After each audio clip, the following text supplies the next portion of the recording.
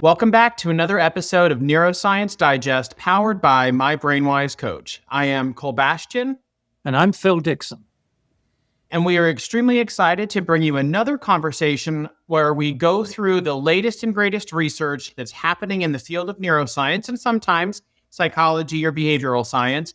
And Phil helps us to unpack what the research is actually saying, and then we dissect it to understand or look for if there's any relatability or practical tools and tips that we can use to apply in our own lives as we go along this life journey. So Phil, I know we've got a really good topic to talk about today. I think it's somewhat related to or connected to what we talked about last week, but maybe just on the opposite side of that spectrum, possibly, because last week we talked about doubt your doubts to some degree. And now I think we're looking at more of the opposite side of that, which is, I believe, positivity.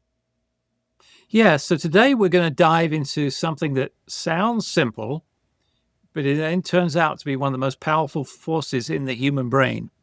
And that's the whole concept of positivity. We're not going to be into this sort of fluffy, motivational, slap a big picture of a poster on the wall, but let's look at the neuroscience behind positive emotions. It turns out that positive emotions basically shape our cognition, our physical health, our relationships, and even possibly helping you think about the future. So we're going to look at what actually goes on in the brain, why it matters, what happens when you cultivate it and build it intentionally, and then what happens when you don't. So that's the story behind the story. So that's what we're looking at today. I think it's going to be a great dialogue, and I'm very excited to get into it because I know there's going to be some practical tools we can help people walk away with. And I think for our listeners or our BrainWise friends, it probably sounds, I don't know, there's different things that might be going through your mind, but I would really encourage our BrainWise friends to listen intently on, even though it may be something you've heard before, ask yourself as you're listening and you hear the tools, is this something that I'm actually actively doing? And what is getting in the way of that? Because I think we can all think of, some of these things that we're talking about. Oh, yes, I know that. But there's a difference between knowing it and actually using it. Phil, let's dive in. And I just want to pick up on that point. A neuroscientist I worked with for many years said the biggest gap in the world is between knowing and doing.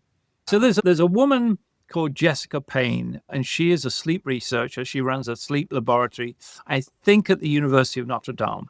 I may have that wrong. But she identified an issue about looking at sleep and looking at stress.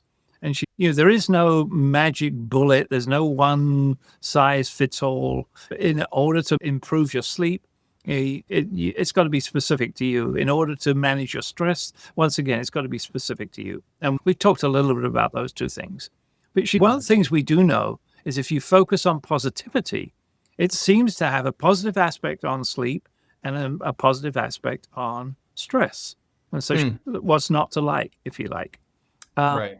And she describes it as, she said, it's not decoration.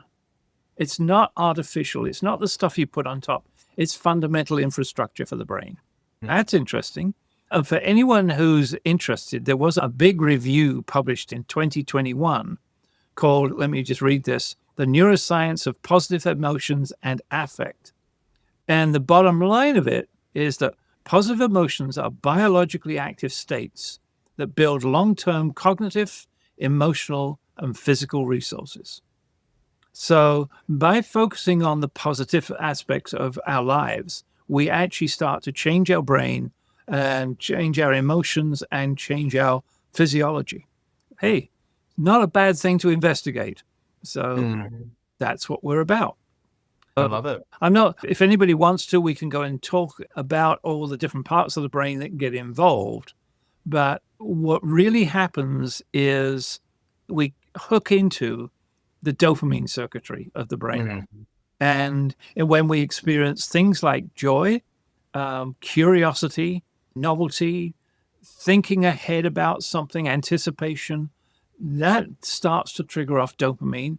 And it increases our motivation, it increases our learning, and it increases our desire, if you like, to move forward and move into the future. And the characters involved in the brain, I say the characters, the bits of the brain that are involved are not going to be new to anyone who's listened to this, but it's our prefrontal cortex, which is the thing which is sending out our self-control, our regulator, our ability to think rationally and engage that positive thinking.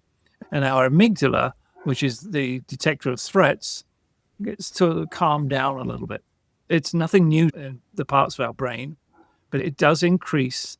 It literally improves our ability to manage our stress. And like once we start to manage our stress, our positivity goes up, our sleep goes up, and it becomes a spiral.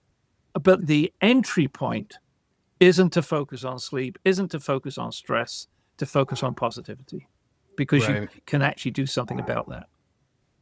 Very interesting. Okay. Should Yeah. we keep going? Yeah. I'm curious to hear what additional things the research is saying around positivity and its influence over these different areas of our life. I'm glad you asked that because it actually does four big things. It gives you better health. Apparently, and I'm not familiar with all of the research that goes on behind here. I'm just reporting on it. It gives you better cardiovascular outcomes, tends to lower inflammation, gives you faster recover from illness, lowers your stress and anxiety. So in terms of health, those are four things it does. It gives you better cognition. It enables you to broaden your attention as opposed to narrowing it, which is what we do under stress. It increases our ability to be creative and solve tough problems, and it enhances cognitive flexibility. It increases our bonding circuitry, our ability to show empathy, and what we call prosocial behavior. And it makes us have greater resilience. It strengthens the PFC amygdala relationship, and it enables us to be slightly more adaptable under stress. Yeah. And just for those who may not be familiar with the acronym PFC, it's prefrontal cortex. Yeah, And what that stands for. I get into TLAs, three-letter acronyms. Yeah. There's another one. Very good. Anyway, should I just keep going? Yeah, let's keep going because it's very interesting. It is. The link to doing positive. So let's look at what you can do to cultivate positivity. And I'm going to probably be out 5 or 6 different things you can do to actually say, hey, do this. So the first one is, and most of the listeners, our BrainWise listeners, will have heard of this, and that express gratitude. The act of expressing gratitude activates reward circuits and it improves our ability to regulate our emotions. So whether it's first thing in the morning, you do it, or last thing in the evening, or when you're meditating, or any of those things, just expressing gratitude. I'm grateful for, fill in the blank. If you can come up with 3 things at each occasion, 3 things in the morning, 3 things in the evening, it actually starts to rewire our brains. It might sound trite, but it actually does work. The other thing you can do is there are numerous apps available now, and I don't have a list of all of them, but we could do that research. That might be a good idea for us to do one of these days, where they have you focus on positive words rather than negative words. Again, it seems simple, but a couple of minutes spent focusing on positive words actually set you up for 3 or 4 hours of feeling more positive. So that's 2 easy things to do. Where are we? So think about the best case outcomes. If you're going to take an action, think about what are positive things about this action and what can I actually start to look forward to. And again, the looking forward, I think we've talked about this in the past, is actively thinking about something will actually enhance your dopamine effect because you set up an expectation, which is hopefully going to be an enjoyable expectation. Identifying what are the top 5 things that are positive outcome of any action you're going to take. Personally, going through a career transition right now, and it can be so much easier because I think our brain, we've talked about this, there's more circuitry in the brain for threat than there is for reward, but it's so easy for my mind to slip into, and I'm sure for all of us, okay, if I only have this many months to figure out what I want to do next, financially, if we don't do this, then, here's where we're going to be. It's all the probably more negative, more logical things that are coming out of it versus which is, oh my gosh, I'm so excited about the potential or opportunity to help people within a new organization grow their careers. Or I'm so excited for the opportunity to create new relationships and network with new people or whatever it might be. That side is be very intentional about reminding yourself, at least I do anyways, about those things because I automatically will shift to probably the more of the what I would describe as realism, but it's certainly not positive. Yeah, and it's a balance. So I'm not saying become Pollyanna. We've got to have a balance, but make certain that there is the balance and you're not spending all the time ruminating about the things that can go wrong. The brain's default network, when you step back and you think you're sitting back and relaxing and you go put your feet up and have, in my case, a cup of tea, your brain is still working hard. And what it tends to do is it tends to focus either on the future or the past. So if you can bring it back to the present, he once said to me, yeah, go ahead. You have my permission to live in the future. We can't. At least don't. Maybe H.G. Wells could help us out with that, but focusing on the positives. If your brain tends to go back and look backwards, and you start looking back about what are some of the positive experience I've had in the past? Right. And what were the attributes I brought to bear that enabled that to occur? My father used to have a phrase, if you can't fix it, feature it. And if your brain tends to go back and look into the past, then what are the positive things that you can, right. And if you can identify 2 or 3 of them, write them down, and then look at what are the attributes that went across 4 episodes, because those are the really key ones that you want to.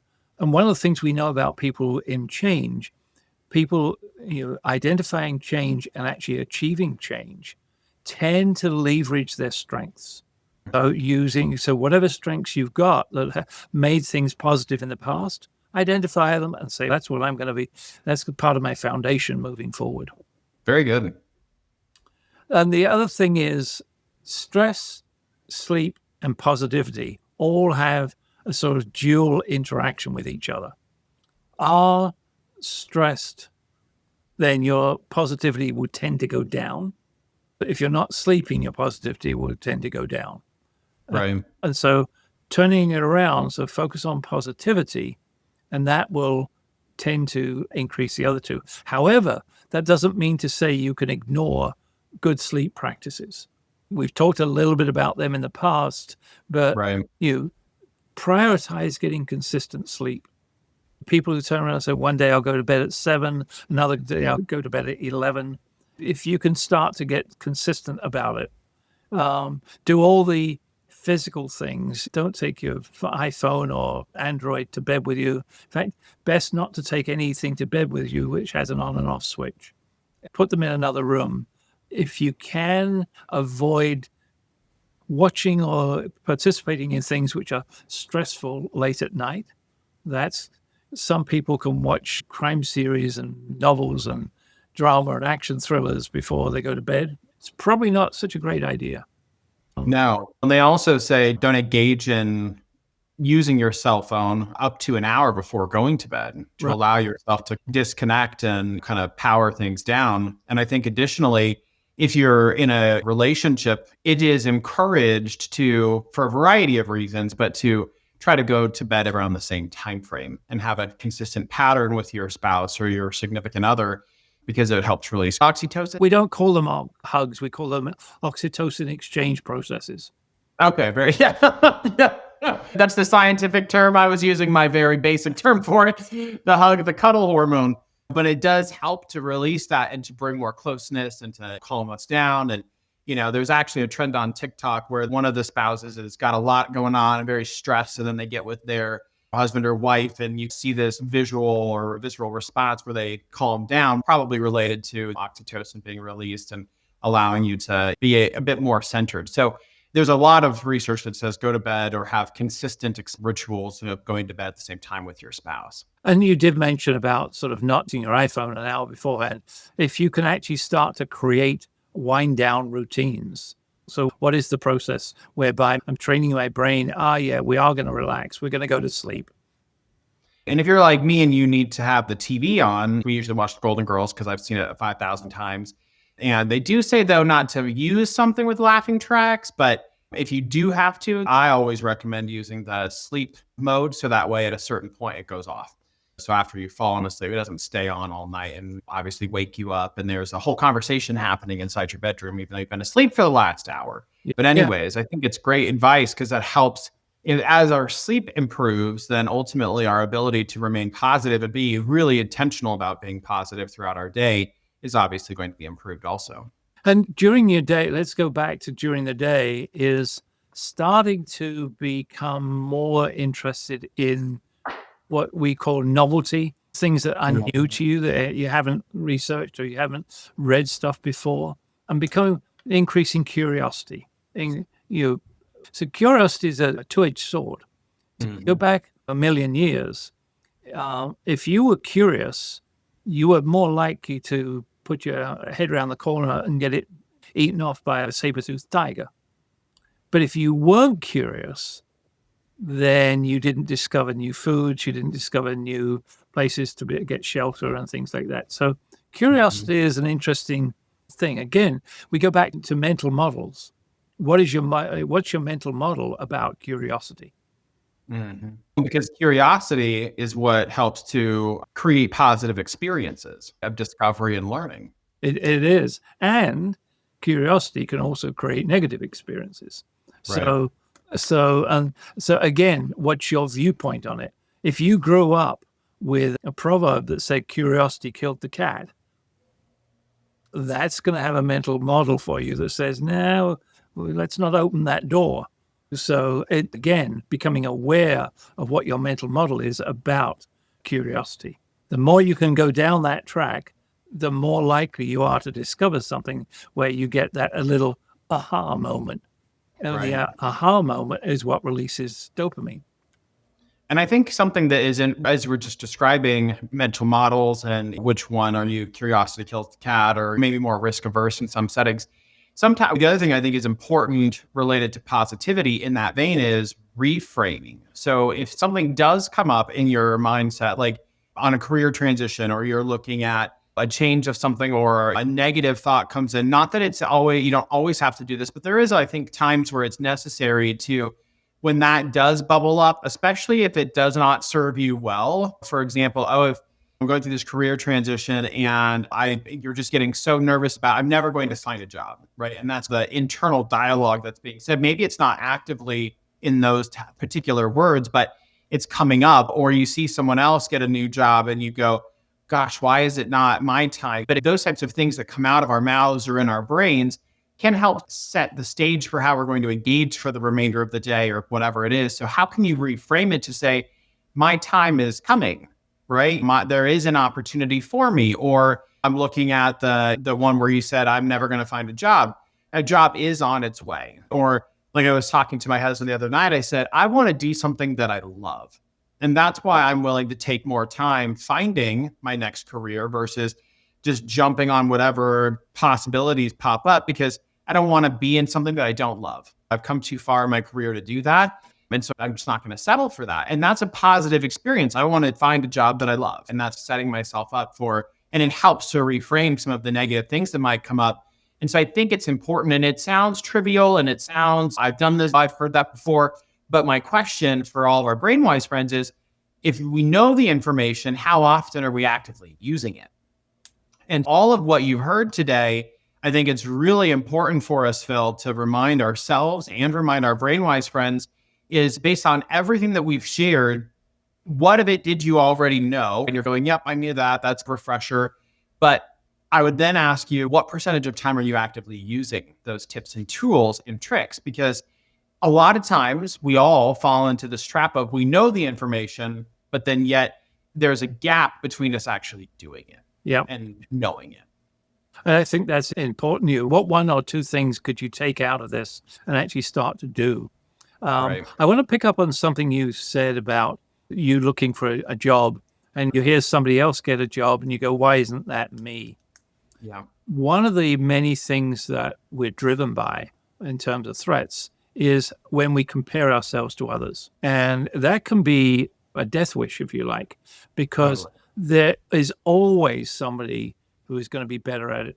Right. One, I forget what they call it, but there's one sigma, one deviation from the norm that's better than you are. Then it doesn't matter about whether it's good looks or money or a new job or a house or a car or anything.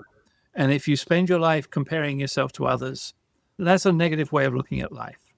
Be so unhappy. And yeah, They call it keeping up with the Joneses. And then for a period of time, you might feel a little bit of elation around, oh, I just bought this new car, whatever. But then when the car payment comes due and then the house payment comes due and the kids, all the things come due and then you have no money and you're now in debt, then now your happiness is actually decreasing. It has the entire opposite effect. I've always said the only person we should compare ourselves to is I want to be better than the version of me yesterday or the best version of me. And then I personally also talk about, okay, what does God want? What version of me does God want me to present?